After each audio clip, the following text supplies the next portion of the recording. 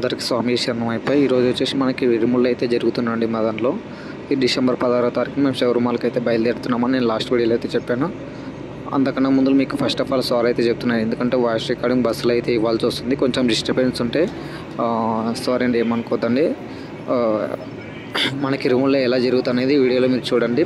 దీని తర్వాత మనకి ఎక్కడెక్కడ టూర్ వెళ్తున్నామో ఎలాంటి వీడియోలు వస్తా అనేది ముందు మనమైతే తెలుసుకుందాము.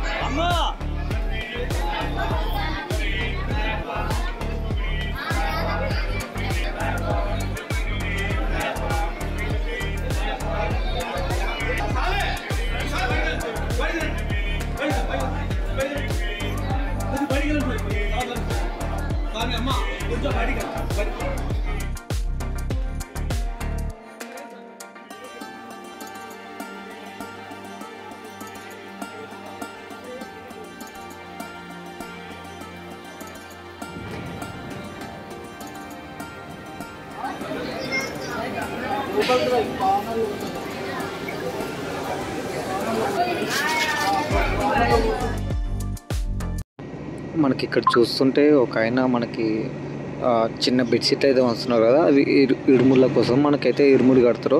దాని మీద మనం తల మీద పెట్టుకుంటాం కదా, మెత్తగా ఉండడానికి అన్న బెడ్షీట్లు పంచుతాని మాకు అప్పుడే పొందుగానే చెప్పారనమాట. అట్లా నా విధంగా వాళ్ళు ఎవరైనా ఇచ్చేవాళ్ళు ఉంటే వాళ్ళు మనకి బెడ్షీట్లు అయితే పెడతారు. తర్వాత పెట్టాక ఎవరైతే బియ్యం, ఇప్పుడు వాళ్ళ ఇంట్లో ఒక బియ్యం తెచ్చుకుంటారో ఆ బియ్యం ఇరుముళ్ళు అయితే పోస్తారు. తెచ్చిన ఇక్కడ ఉన్నారు కదా అమ్మ వాళ్ళు, వీళ్ళందరూ ఇరుముళ్ళు అయితే కొంచెం బియ్యం అయితే పోస్తారు. ఆ బియ్యం మళ్ళీ తెచ్చి మనం ఒక 5 మందికి వడ్డీ అయితే పెట్టాలంట. నాకు కూడా తెలియదు, కన్నస్వామి కదా, గురుస్వాములు చెప్తుంటే విన్నాను. చూడాలి ముందర మీకు ఏ ఇన్ఫర్మేషన్ షేర్ చేస్తాను. సో ఇరుముడి కట్టాక మనకి ఇక్కడ ఆ బియ్యం ఉంటాయి కదా, ఆ ఇరుముడి సంచులలో రెండు దుక్కులో 2 బ్యాగులు అయితే ఉంటాయి.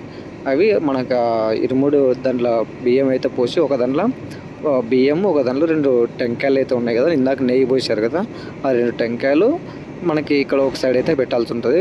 2 దుక్కులో 2 ఇరుములు, ఒక దుక్కు బియ్యం వడి బియ్యం ఉంటాయి, ఒక దుక్కు మనకి నెయ్యిలో పోసిన టెంకాయలు అయితే మనకు ఒక దుక్కు అయితే ఉంటుంది.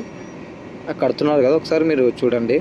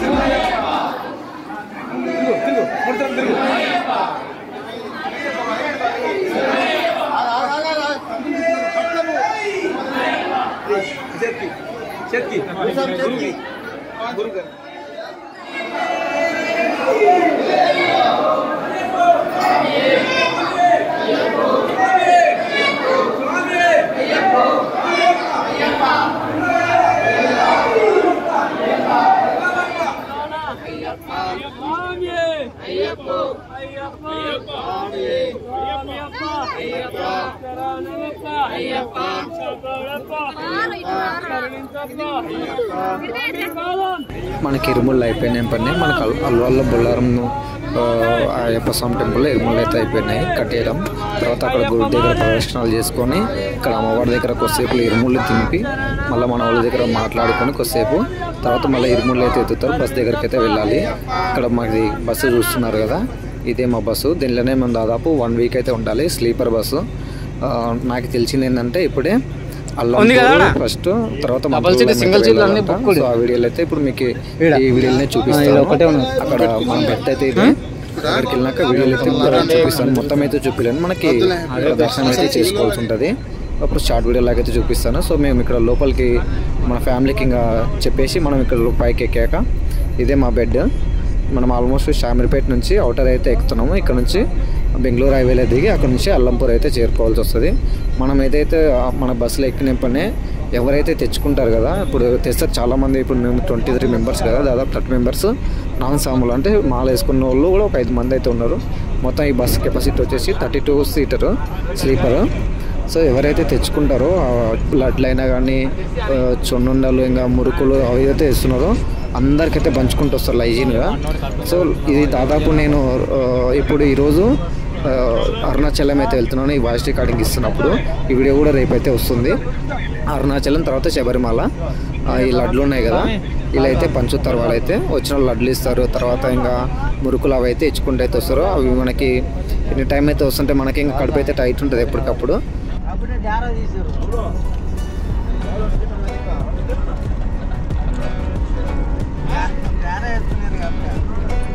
స్టైల్ చూడు, అప్పుడే 10 రోజులు జర్నీ అయినా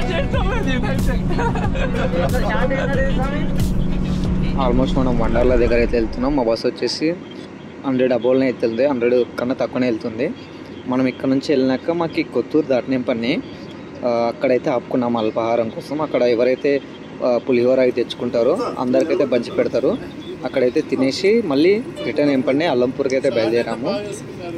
సో ఇక్కడ మనకి 10 రూపీస్ చేంజ్ ఉన్నాయి కదా, ఒక 1000 అయితే తెచ్చుకున్నాడు ఒక అన్న. తనలో నేను 300 అయితే తీసుకున్నాను, ఎందుకంటే ఎప్పటికప్పుడు అయితే ఉండాలంట. లేదంటే మనకి బాత్రూమ్లో అప్పుడు ఇబ్బంది అవుతుంట. ఏదైనా 10 రూపీస్ లాగా ఉంటుంది. ఇక్కడ చూస్తున్నారు కదా, మా ఊరికి వెళ్ళే విలేజ్లో బీచ్పల్లి దగ్గర ఎర్రవల్లి దగ్గర అటు నుంచి వెళ్తే మా ఊరు వస్తాను. అక్కడ వీడియో అయితే తీశాను. సో ఆల్మోస్ట్ మేము అల్లంపూర్ అయితే చేరుకున్నాము. ఇక్కడ బస్సు ఆపి అల్లంపూర్ దర్శనం చేసుకొని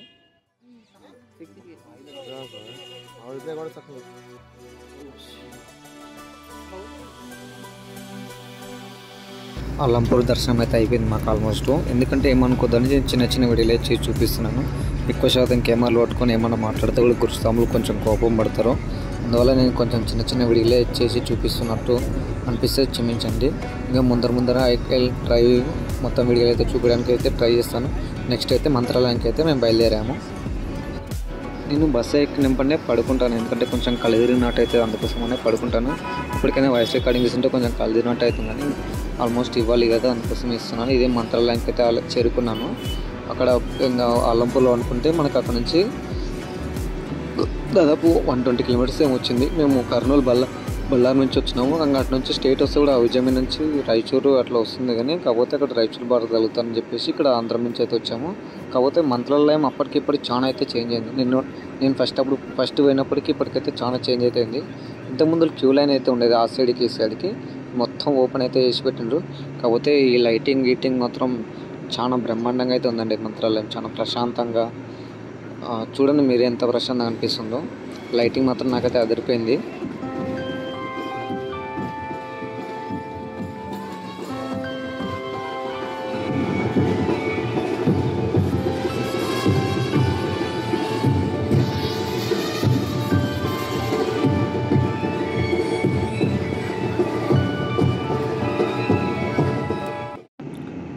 చూశారు కదా, బయట అయితే మస్తుంది. మేము ఆల్మోస్ట్ లోపలికి అయితే వచ్చాము. క్యూ లైన్లో అయితే నిలబడ్డాము ఇక్కడ దర్శనం దగ్గర. ఫ్యాన్ అయితే ఇది ఒక్క ఫ్యాన్ మొత్తానికి అయితే గాలి అయితే వస్తుంది. నేను అటు సైడ్ చూశాను, అది మీరు చూపిస్తాను మీకు ముందర వీడియోలో. అయితే మేము ఇప్పుడు క్యూ లైన్లో అయితే నిలబడ్డాము. మాకు క్యూ లైన్లో నిలబడితే దాదాపు ఎంత ఒక 40 మినిట్స్లో అయితే దర్శనం అయిపోయింది, తొందరగా అయిపోయింది. ఇక్కడ చూస్తున్నారు కదా, ఇక్కడ ఫ్యాను, ఈ ఫ్యాన్ మొత్తం ఒక్క ఫ్యాన్ మొత్తానికి అయితే సరిపోయింది. ఇక్కడ మనం తీర్థం తీసుకొని అలాగే ఇక్కడ స్వామివారిని ఊరేగిస్తారు కదా పల్లెకుల మీద, ఈ వస్తువులను పెట్టి ఊరేగిస్తారు. అలాగే ఇక్కడ మనకి ఊరేగించే సేమ్ ఇవే వస్తువులనే ఉపయోగిస్తారు. అవన్నీ ఇక్కడ భద్రంగా అయితే గ్లాస్ పెట్టి లోపల అయితే పెట్టారు. ఏ రోజు ఏ పల్లెకు ఊరేగిస్తారో ఆ రోజు అవి బయటకి అయితే తీసి ఊరేగించి మళ్ళీ అక్కడనే అయితే పెట్టేస్తారు. కృష్ణుని పల్లెకు కూడా ఉంది ఇక్కడ. అలాగే మనకి ఏనుగుల మీద ముఖం ఇక్కడ ముందర పెడతాం కదా, దాన్ని ఏమంటారు, అస్తంలాగా పెడతాం కదా, అవి కూడా ఉన్నాయి. నేను ఫస్ట్ టైం చూశాను. అవి అయితే చివర్లు అయితే ఉన్నాయి, వీడియోలు అయితే ఉంటాయి చూడండి.